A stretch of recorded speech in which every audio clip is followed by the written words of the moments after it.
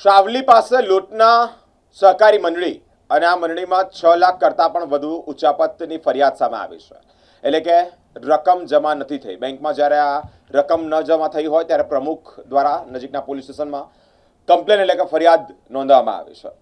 સાવલી તાલુકાના લોટના ગામની સહકારી દૂધ ઉત્પાદક મંડળીમાં 6.50 લાખથી વધુની રકમની ગેરરીતિ કરવામાં આવી છે.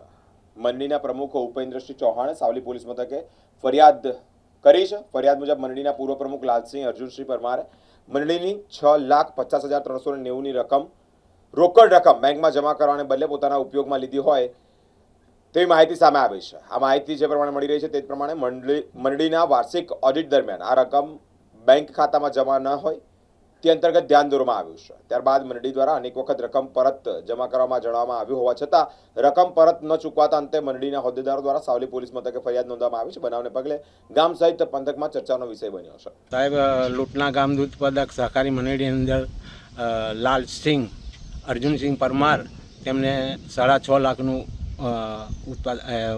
ઊંચાપત કરી અને એમને કાઢી નાખ્યા. પછી એમને અમે બરોડા ડેરીની અંદર અમે જાણ કરી કે ભાઈ ઓડિટ કરાવીને પછી અમે આટલું કૌભાંડ એમનું નીકળ્યું કે 6.5 લાખનું.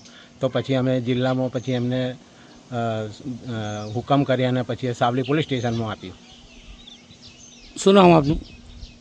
ફરિયાદ નોંધાઈ. તમારું નામ? રણજીતસિંહ માધવસિંહ પરમાર.